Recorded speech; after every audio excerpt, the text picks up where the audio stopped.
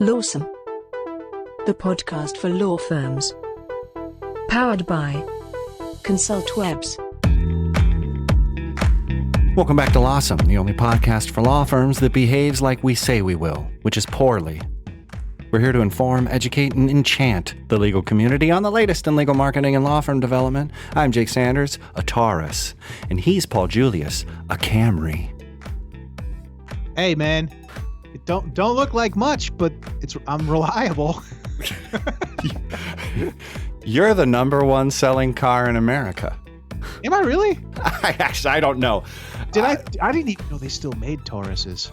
Do they? No, I'm a Taurus. You're a Camry. Let's be clear here, sir. In my astrology charts, it's very clear. So what does that mean? You have a tendency to just have a nice comfy back seat. I get good gas mileage. A lot of girls say that. I take that as a compliment.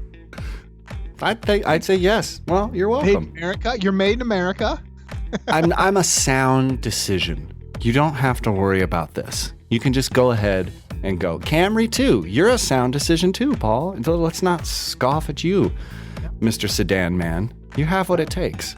You know what? I'm going to just leave it alone. We got to leave it alone. We can't retract. But anyway, let's not go retrograde. Let's not let Mercury be in anybody's house but our own.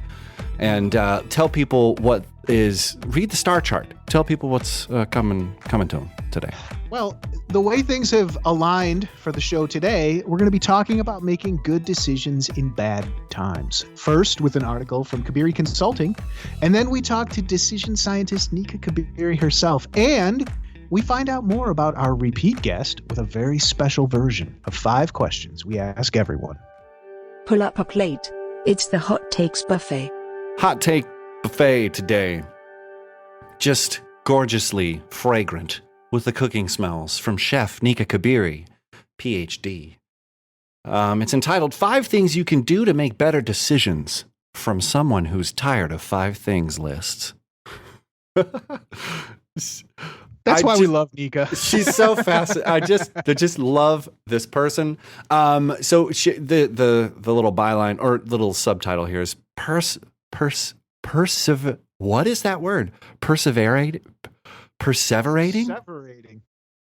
So I'll read the subtitle here. It says, perseverating over your decision won't lead to a better decision. Seek out information, talk to different people, get better sleep, impose time limits, and second guess yourself before you make a choice. She outlines them right there. But I thought this was fantastic, and we get into this later on in the interview with her. Because Nika's really obsessed with this. How do we come to make decisions? How do we come to decide things strategically for our business, for marketing, for relationships, for all of this stuff? It all falls under decision science. So I think it's really fascinating because she challenges the way we get to our assumptions. It isn't with, you're not thinking with mindfully reflecting. She has a problem with that. She has a problem with, the way we sort of habitually find ourselves ignoring information. And I think it's great because these 5 steps you can do these. You can make these changes in your life. And I think it's not this Tony Robbins 12-step course that you have to take, or you have to climb Everest, or you have to go into a forest and grunt. I think it's to be a better person. Do you know what I'm saying? So I think it's nice because she's brought it home, and it's something you can do at your house right now, right here, and I just appreciate the way she brings it home. My hot take is click on it, love it, and live these 5 steps. What do you think, Paul? I agree. I think they're all really good steps. But one thing that Nika seems to really key in on, and I couldn't agree with more, is this first one: seek information, not advice. Particularly in these uncertain times, right?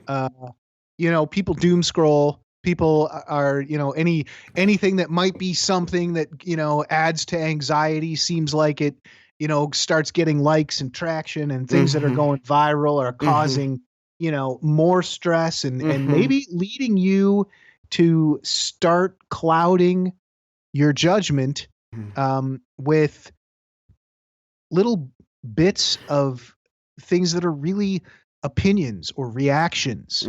It's not information. It's not going to help you, analyze a situation and make a good choice. And I think that's the most important one for me that I got out of this was, and we talk about it a little bit later, just, to sometimes take a step back, look at what it is, and try and understand where, like Nika says, what's the source? Where did that come from? That's important. Well, and also not what's the source. I mean, yes, along with what's the source, what is the end result? One of the things she really, unpacks later is creating time constraints around a decision can generate a different modality of thought because you're not endlessly vacillating in between coulds or shoulds or maybes or maybe nots. Now you're thinking, well, if we only have until now to make a decision, it brings in a different decision set of choices, which I thought was really interesting because it's something that happens unconsciously when you put context in, when you bring context of time around it. I thought that was cool. Because it takes your gut out. Because how can you question? This last step is second guess yourself. How then could you ever know if you came to the right choice? If you're constantly second guessing yourself. And it's just such a fascinating, reductive point to all of the branches of decisions that we make that impact all, the prismatic reality of our life, our families, our employees, all of this stuff. It all comes down to the way we choose and how we evaluate decision pathways. And Nika's great because she's here helping and speaking directly to lawyers about this. Used to be a lawyer, worked at Avo. I saw her at Lawyeronomics in 2016 or 2015 or something like that. I mean, she was just brilliant. And she really speaks to lawyers and small business owners, and this interview helps people of all types come to better grips with how they make decisions. And yes, it's uncertain, and we say uncertain a lot, and she has problems with uncertain. That's certain. That's one thing that you could guarantee. But, these steps in the blog and what she talks about later in the interview are things that you can use from here on out, transferable across all of your life, and it'll make you better. You'll be a better husband, better wife, better brother, sister, better milkman if you're a milkman. If you are the milkman and you're listening to this, we didn't get milk this morning. Not that it's related. I'm not trying to focus you out, Steve the milkman. No. Stick around, because when you look inside that box in your front porch, you're going to find Nika Kabiri. You're going to find an insightful interview with a professional who understands this. You're going to see cream, butter. Paul's going to be in there, and Jake Sanders is going to be there. ConsultWebs is going to be there. We're closing the box. We're opening back up. Pandora's out. The metaphors have been mixed. The cream will rise to the top. We will see you after the break. Let's go. Lawson continues. But first, a word from our sponsor. The internet can be a cold and unforgiving place. Every day, thousands of law firm websites go unvisited and unfairly labeled as worthless due to the inattention or misguided attempts at do-it-yourself marketing by their owners. Poor optimization and bad design principles have left these sites unable to realize the full potential of the digital landscape they're forced to exist in, and they're now trapped on page 3 of the search results in an endless cycle of bad management, leading to poor results, leading to disillusionment and loss. There's hope for these neglected websites in the form of a digital marketing company focused exclusively on law firms. Since 1999, ConsultWebs has helped hundreds of lawyers connect to thousands of clients across the country using sound marketing principles based off an exhaustive track record of marketing campaigns that have already proven to be successful. If your website is underperforming, call ConsultWebs at 800-872-6590 and get the clicks it so desperately needs. Please don't let another day full of unvisited pages go by. Take that step and call today for them.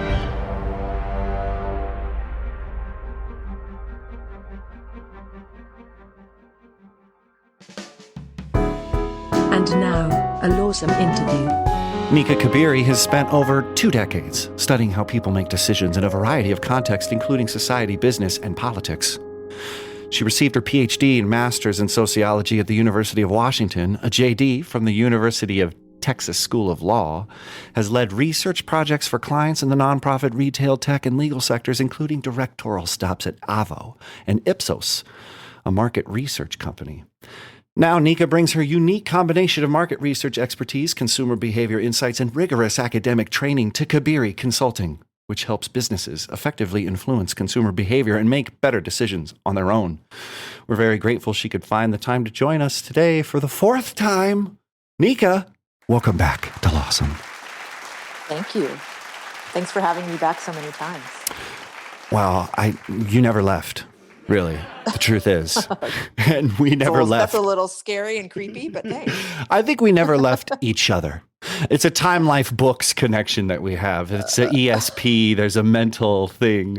No. You're here because, your recent work and all of human behavior has been such an interesting field of study recently.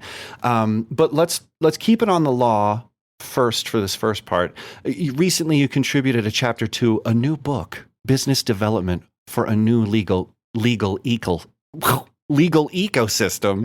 Can you unpack, your bit of that? What's the book about, and what was your part?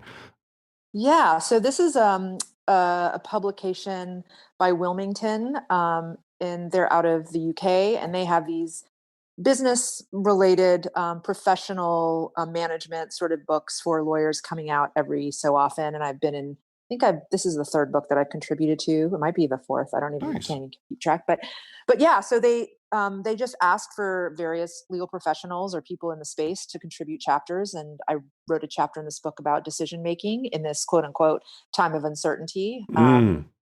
And I don't know, just as a side, I'm really tired of hearing people say we live in times of uncertainty. Like, I think, yeah, no kidding. But also, when are things ever really certain? Right. Things were really not certain the day before we found out about COVID. Right. So I don't really know. But anyway. Completely valid point there. But uncertainty can really kind of mess with the way that one might make decisions, or just this perception of not knowing what's going to happen. And so the chapter is just about like some common mishaps that lawyers might make, because those are common mishaps that business people might make when they don't quite know what's going to happen down the road. Mm-hmm. So do you want to unpack some of those, or some of that? You brought enough to share with the class, I assume. Yes. So for instance, one thing that people might do when they're not certain is kind of feel a little paralyzed, like they feel like they have certain decisions in front of them or options in front of them, and they might keep putting it off because they're not quite sure. They don't have enough information. They don't know what to predict. And so if you're a lawyer managing your practice and you're not quite sure, should I invest in marketing? Should I not invest in marketing? Like, part of that equation suddenly becomes, well, what if there's a vaccine next month? Or what if I have to lay off somebody next month? So there are a lot of what ifs. And so you end up just doing nothing and putting off those decisions. But that could really hurt, because this could be the time, for all you know, this could be the time to do marketing. And, you're just kind of getting stuck. And so one trick to get over that hump, for instance, and research has shown that when you put time constraints around your decisions, your mind shifts from like a trade-off analysis, like the pros and cons of things. It shifts from that you psychologically suddenly think about what the deal breakers are. So think about buying a car. If you are trying to choose between two cars and you have all the time in the world and all the money in the world, you might go back and forth between trade-offs all day long, all month long. But if you have like maybe 5 minutes to make a choice, then suddenly the trade-off that matters most is going to surface in your brain. Okay, so safety matters most. Whatever happens, I don't want to die in this car. And then you go for the car with the best safety rating. Now, it doesn't mean that you're going to make the decision that's going to make you happier down the road. That's a different question, but you definitely will be forced to make a decision suddenly. And that's kind of just even a psychological shift to, okay, I'm choosing something, and then sleeping on it just to make sure you're not impulsive could be just enough to nudge you into that decision-making mode. Just enough to kind of figure out like, okay, what are the deal breakers here? Oh my God. Like, if I do marketing or not. Well, and what you said was really interesting, and I think plenty of the audience is feeling this, is there used to feel like there were barriers around the channels of thought. Here's my business thinking. Here's my personal thinking. Here's my family thinking. Here's my shrewd, on a beach, somewhere bargaining with somebody about a shell bracelet thinking. We used to have these kind of compartmentalized things, but now it's all sort of drifting together. How do you separate those? Is that how decision making happens? Am I talking about something? You have a PhD, Nika? Well, I didn't say it, but I'm just kidding. I think that what we too often aren't aware of, and I'm guilty of this too, because I'm a human being and I'm flawed as well. I'm not trying to, but is that, the context that we're in does influence the decision we're trying to make. So being inside of a car dealership versus, being at home or being at work, like each context that you're in, there are certain expectations around like how you're supposed to behave, what kinds of questions you're supposed to ask, what kind of information you're supposed to care about, and also what things mean. So being confrontational at work might mean something completely different than being confrontational at home. So making a decision to, confront someone could be based on, what you come to believe you're going to be perceived as, or what these things might mean. So that is going to impact your choices. It's not necessarily that they're all in there, that we have our one thinking that applies everywhere. But these days, COVID being what it is, and the context largely being home, it kind of does get confusing. It's harder to kind of like, it's easy to put on your business thinking hat when you are commuting to the office for 30, 40 minutes, and then walking to a space that, where there are other people. It's much harder when your kids are on your lap. Well, so, and is there some kind of like you just said, there's a way you can put time constraints around decisions. Is there a way that you can put constraints around your, these sort of different ways of thinking, modalities of thought? I don't think I think these constraints are always there. I think just by, like just sitting at your desk, Zooming with someone or having this conversation, I could turn around and call my best friend, and just by virtue of that interaction, just by virtue of the relationship and the connection I have with them and all the context that comes with, I'm just going to be different. It's just going to, you are who you are in the situation you're in. And there's a sociologist years ago, Irving Goffman, wrote a lot about this, about, how there really might not be a true identity that we have. Like we are constantly striving to figure out who you really are, that we're really just, a sum of our personalities or in the various roles that we play in life. Oh my gosh, I love it. It's very fluid, but it's also forgiving. I think there's something there that's nice, is because maybe people feel like, oh, no, you don't, oh, stupid me, or, oh, typical me, that's just like I do, and actually maybe you can forgive yourself. Right? I'm all about that, because we are wired a lot of ways. I mean, and hardwired is kind of a weird, it's like we're hardware, but we're not. Sure. But there are these tendencies, like human beings got this far for certain reasons, because we take shortcuts in our thinking. We are efficient decision makers. We're not always great, because efficiency doesn't always mean quality. but we are efficient decision makers. And we create meaning around things. And because we have meaning, we have shared stories and shared values that allow us to collaborate and to have large societies function without falling apart. Mhm.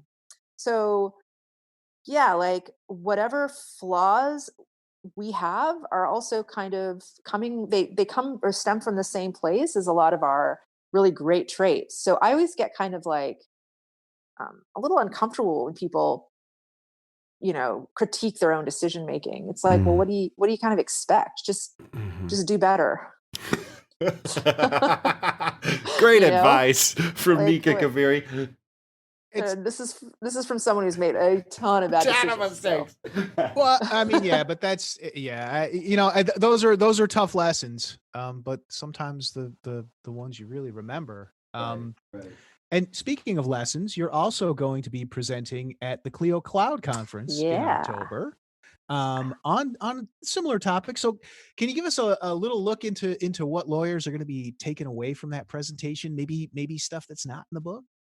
Yeah. So it will be an overview of the kind of the behavioral economics behind or the psychology behind business decision making and applied to like legal practices. So we'll go through mental shortcuts, what they mean, Mm. how people, for instance, how in times of uncertainty, which is pretty much all the time, Yeah. people make connections between things or see causal relationships between things that aren't there and use that information to make decisions when that information might be erroneous. Or they might just be biased in certain ways. People have a very hard time assessing their own I don't know, their competence or their Mm. abilities, so just being aware of overconfidence bias and confirmation bias and things like that, where you know to kind of calibrate correctly so you make the right decisions and you don't think everything's going to be great when it might not, or that you're doing fine when you're not. Just getting through that, and so it'll be a lot of fun. And then doing a follow up question and answer session, so it'll be pretty interactive afterwards. On a panel with Mike Whelans, who I'm sure everybody knows. Nice. He just published Lawyer Forward, and so so that's what Nice. that will be about. Yeah, I'm really really looking forward to it. I think it'll be a lot of fun. So I have a little kind of a follow up here, and it's not necessarily lawyer geared, but I'm gonna throw it out here anyway. So talking about making connections that maybe aren't necessarily there, do you advise any kind of like mindfulness or any kind of like self-reflection or anything like that? Like we hear that a lot. It's kind of almost like a buzzword in business, like be mindful of your business practice, stuff like that. And it seems like a lot of times it's just saying, hey, have some perspective, like step back for a minute and don't leap to conclusions.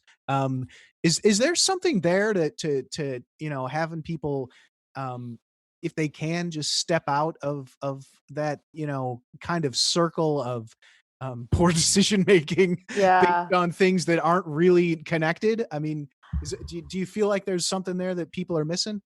Yeah. So I probably might. I don't know if I'll tick people off or if I'll just. I don't know if people will appreciate this, but I don't really buy into the whole like mindfulness Mm. Mhm. kind of movement.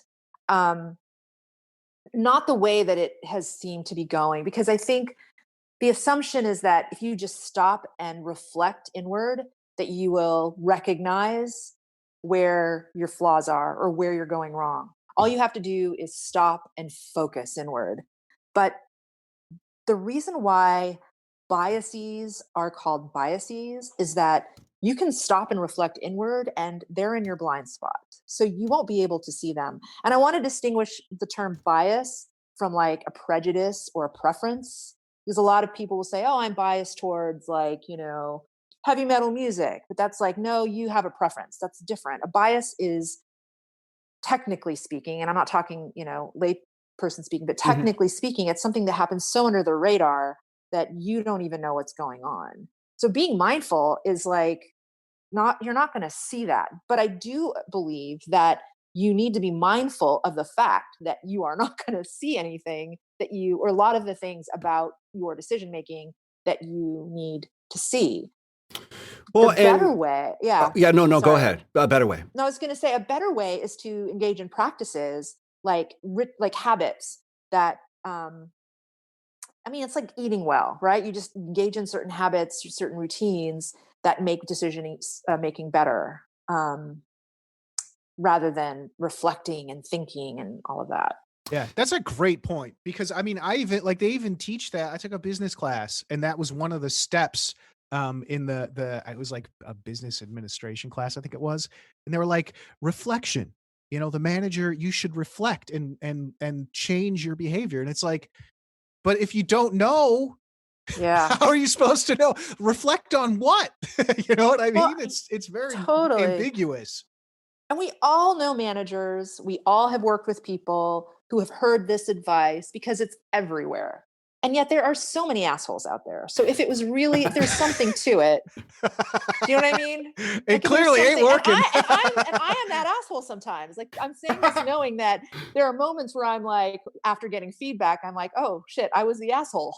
Yep. I same. didn't see it until somebody pointed it out to me. So yeah, I don't know. Well, and there's a bit of reflection, but there's a bit of education as well. And so, even if you are aware that maybe your biases are at work, maybe there's still not enough to overcome. So those habits that you're saying, rather than reflection, are those habits the same things that you mentioned before, the time frames or sleeping on it, or what are those habits? Yeah. And so I love talking to a lawyer audience or a legal audience about this, because I think lawyers are in a unique position by their training to pick up the right habits better than most people, because the legal system is based on this rational model of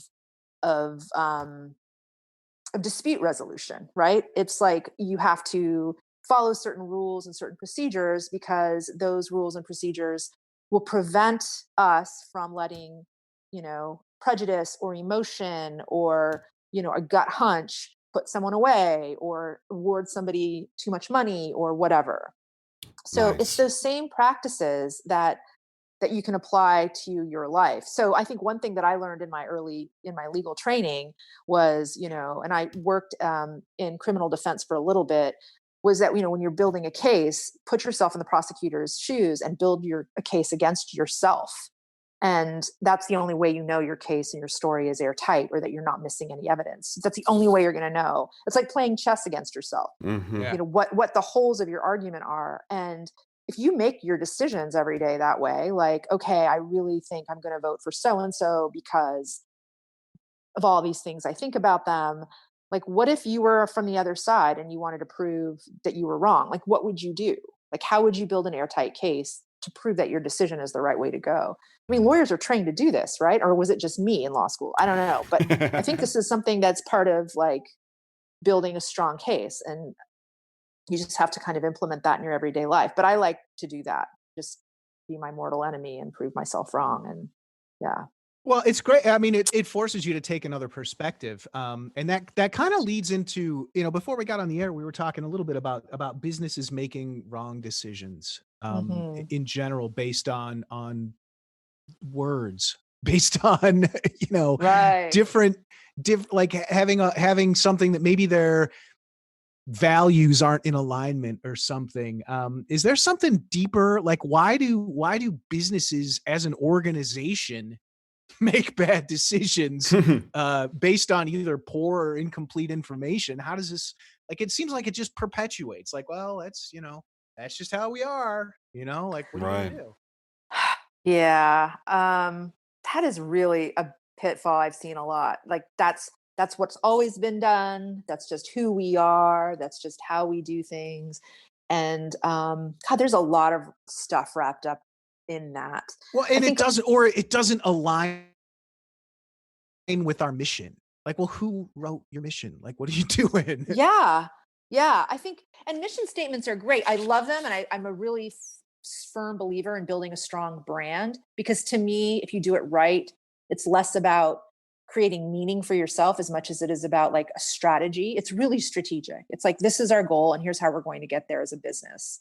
But like when you start thinking about like what we stand for, who we are, I mean, people do this as individuals. And so I wouldn't be surprised businesses try to do this too. But like as an individual, I am, I see myself as being edgy and a little bit like, punk rock or whatever. So I'm just not going to like Taylor Swift, because that's not who I am. But, if I have to be honest, like there are a couple of her tunes that I think are kind of, catchy and I kind of like to listen to them, but it's just not something that I would do because that's not who I am. Right.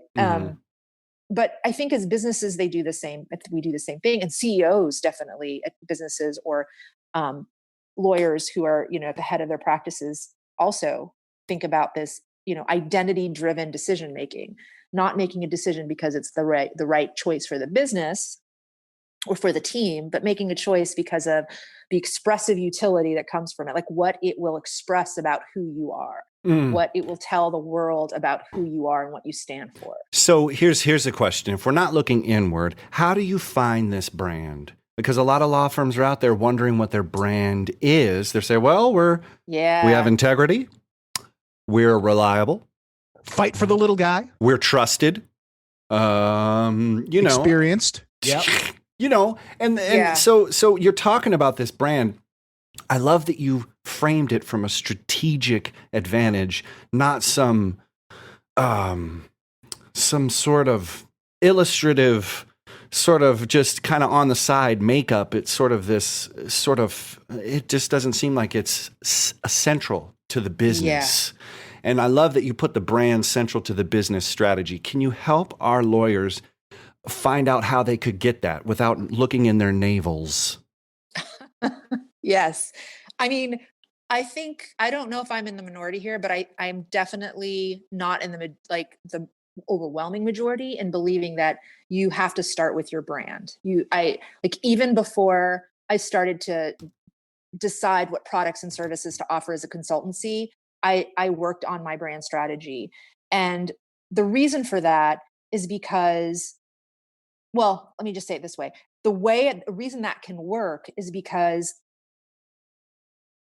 when you look, again, outside of yourself, not at who you are, but at what the market wants, what it needs, and what unmet need or pain point you're solving for the world. Like, why should anyone give a crap whether you think you're industrious or honest or trustworthy? Like, everyone's going to say this stuff. Like, you're not special just because you feel this way about yourself as a company.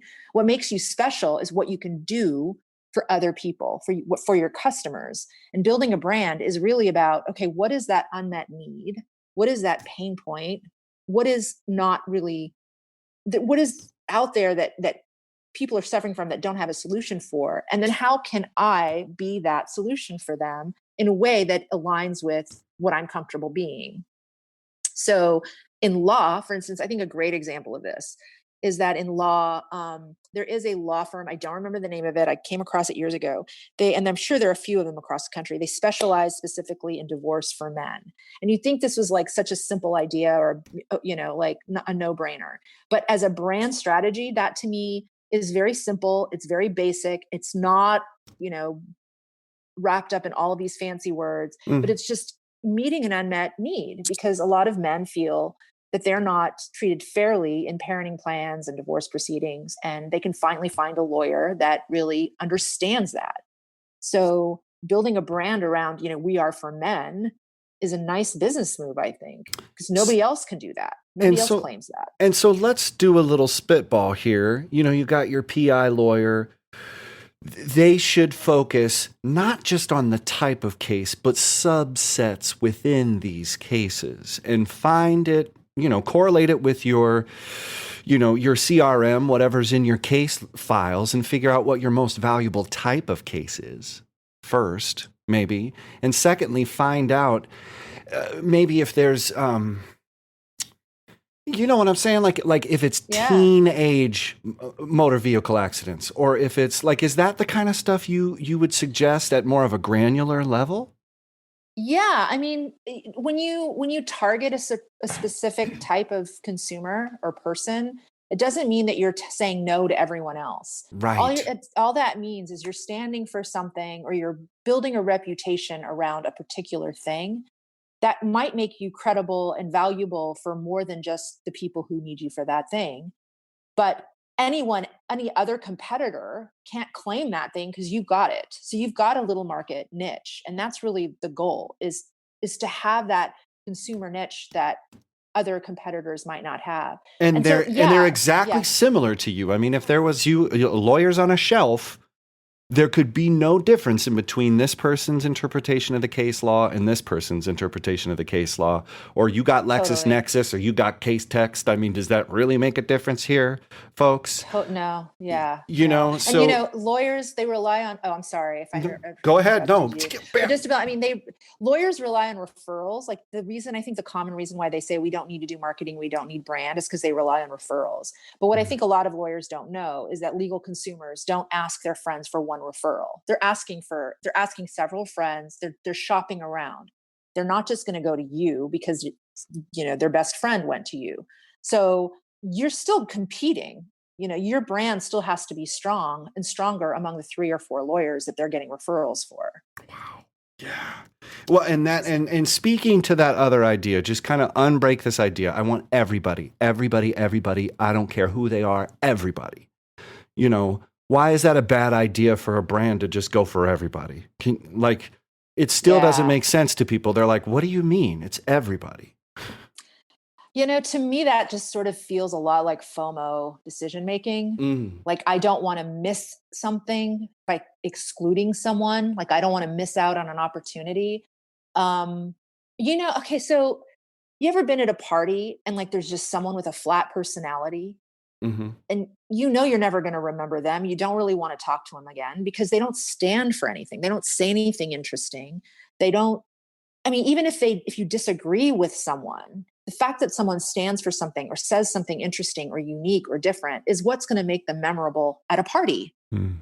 Not the guy who says exactly what everybody wants to hear. That guy Mm. doesn't, nobody remembers them. And it's the same in business. Like, you can stand for something that, people might not align with directly, but if they appreciate it, they're going to fall in line anyway. So I Mm. think that fear of oh gosh, we're going to suddenly, I see brands do this all the time. Like, we're going to lose our male audience if we target females. It's like, no, not necessarily, but you will get that whole female audience for sure. And that's the other part of it, is by standing for something and targeting one group and messaging something that matters to that type of person, you are much more likely to have a sure thing with that group of people. Mm. Why wouldn't you want that? I mean, maybe that's all you need to grow your business. I think really genuinely, I think that's exactly what it is. Broad awareness in that category audience. That's all you need. I can't. I mean, what else? I mean, Paul, do you have anything else? Because it just continues to be. Well, I think too, it depends kind of when we're getting to lawyers and we're talking about, decisions and maybe making decisions in bad circumstances here, beyond just marketing. Um, is there a common pitfall? Is there something that you'd like to, maybe warn our listeners from doing, or Yeah. something that you see right now? Maybe something you could just say, hey, here's one thing. Everybody just, watch out for this, or do this, or don't do that. Like, is there something, particularly lawyers and law firms? There's a lot coming at them. I mean, Oh, we've yeah. had guests on the show who are like, oh man, start looking into contract law. If you do PI, you're going to have to change something else because nobody's driving. Like, there's a lot Oh, of stuff yeah. coming at people right now, really fast. A lot of it is unsubstantiated. A lot of it is, oh, my gut, I feel like we're going to do this. So Mm-hmm. what's something we can do right now, like that our audience can do, that will maybe help ground them and help them make, a little bit better decisions in these, uncertain times? Yeah, I'm glad you asked that question, and I'm glad that part of that question involved mentioning how many people are out there saying, "This is what my gut is saying," because that is the number one piece of advice I would give anyone. Is that when we have good information, we're likely to pop up into our heads and assess that information. When we don't have good information, we're likely to fall into our guts and start going on feeling. We're not going to seek information. If it's not right in front of us, we're just going to assume it doesn't exist. And that's a major pitfall. That's a flaw, that we revert to our gut and our feelings when we could just be verifying, vetting, thinking more, and just also just using our logic. I mean, lawyers are great at being logical at work, but if I could have if I could offer one takeaway, just because something feels right doesn't mean it is right. Just because something feels good or feels okay or sounds reasonable or you feel good about making a decision after you've made it, it does not mean it's a good decision. So how do you, I totally love that. And I think it's great that people check themselves. You admit your holes. You say, I might have holes in my theory here. Is that just the point? Just admit that you might not know? And is that the best way to go forward? Does that empower people? Yeah. I mean, how can you make people feel like they're putting a crown on their head when they're like, dude, I have no idea. Boom. And how can you feel knighted, This is tough because people feel like they need to feel knighted. They feel like they need that closure. They need that answer. But and which is really a hard message. And I know it is not a feel good message. It's not a Tony Robbins message. It's not like you can do it message, right? But you will absolutely have more confidence in your decisions. You will absolutely avoid mistakes a lot more if you are comfortable just admitting that there are areas of life that you just aren't going to know everything about. And it's going to feel crappy, but to use your gut and to run on instinct, or to, do something that sounds reasonable or good, it might work out for you, but don't rush to that out of discomfort. And sometimes doing nothing can be better. Sometimes, I don't know. I've heard about that. It's a hard message to send. Yeah, it's a hard message to share because it's not a feel-good message. Well, and it's interesting because it's not necessarily active. But there is steps you can take, actions you can take, without making a decision, like researching, putting time constraints, those sort of things. I think it isn't completely helpless. It's not helpless.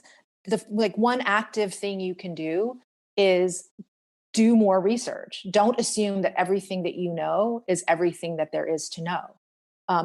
Ask more, learn more, and it might feel a little bit exhausting and overwhelming, but if you want to make a good decision, be very selective about what you want to make a decision about too. I mean, you don't have to know everything about everything, but don't assume that what you have in front of you is everything there is to know. Just like a good lawyer, and I know some lawyers who don't do this. A good lawyer would not assume that everything their client tells them is everything that happened, right? You seek evidence, and really taking an experimental approach to life is also really, really important, because things are uncertain and people are so worried about making the wrong decision that they forget that there's so many things in life that impact the outcome of a decision that have nothing to do with you, like COVID. Like you could build the strongest practice in the world and COVID could just F everything up. So the fear of messing up or fear of regret, that's a huge thing. But taking an experimental approach and just saying, this decision is not going to be a decision. It's going to be a learning experience. I'm going to try this and I'm going to learn from whatever happens. And then I'm going to take that and I'm going to try something else. And I'm going to learn from whatever that outcome is. And that kind of frees you up to be more forgiving of yourself too, because most of the time, you're not even going to know if you made the right decision. Like the feedback you're going to get isn't going to be accurate. And also sometimes just the speed that it's happening, like you don't really always have time to go back and look, I mean, I love it if every decision I made, I could be like, well, okay, my hypothesis is if I do this, I will see this. And in between there, I'll look for, these two data points. And if I'm above, that's good. If I'm below, I'll adjust. Like, it seems like, especially now, things are happening so fast. It's like, it's in the rear view mirror 2 seconds after I decided what to do, Yeah. Well, I mean, okay, let's take marketing, for instance. Should you market? Should you throw a lot of money into marketing right now or not? Um, you could go with your gut and say, yeah, it feels right, or it does not feel right. You could spend a million years doing research on it, and the times can change to where it's irrelevant.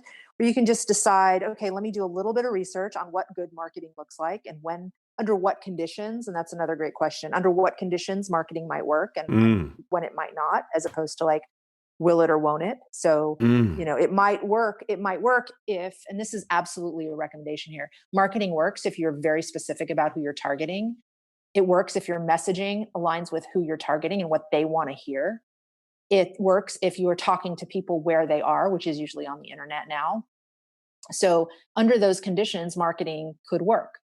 A lot of lawyers don't think about consumer targeting. They think they're just going to go after whoever needs a will or whoever has, mesothelioma or whatever. But there needs to be a little more thinking about behind it than that. And then take on an experimental kind of attitude. Like, don't throw everything into it. Put a little budget into, some social media campaigns, or maybe do some, I don't know. This is where your expertise fits. Well, no, right? but what you're saying is the reason why we created this podcast was to create a place for lawyers and legal marketers to start developing and introducing concepts and, tools that they could use at their practices to just be better marketers. So that's the purpose for this whole thing. And I think it's really good that you're adopting this methodology, because we don't want, like marketers, we don't want all of your money without all of the data to prove, and the test cases and all of your, close rates, and give me all of this stuff. And we just keep going. It's restless marketing syndrome.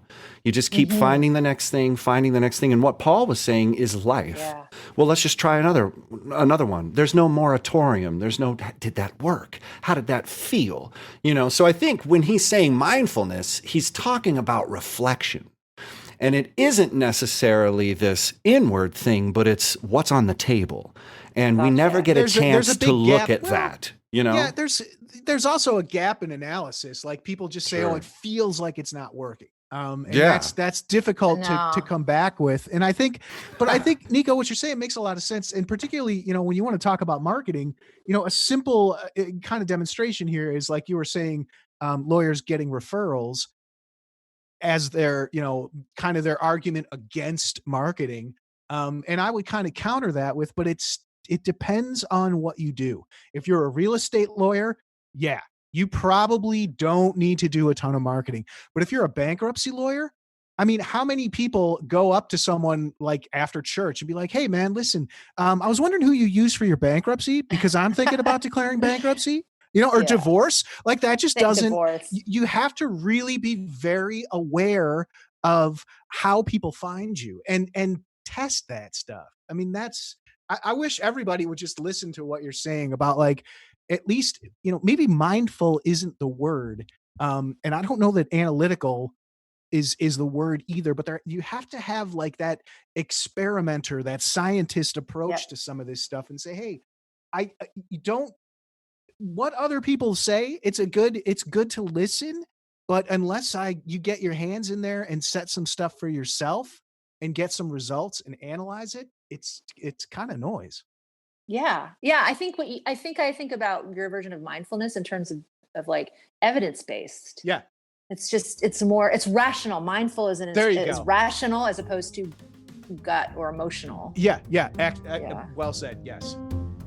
That I can get behind 100%. Well, we could keep going, but we have things to do.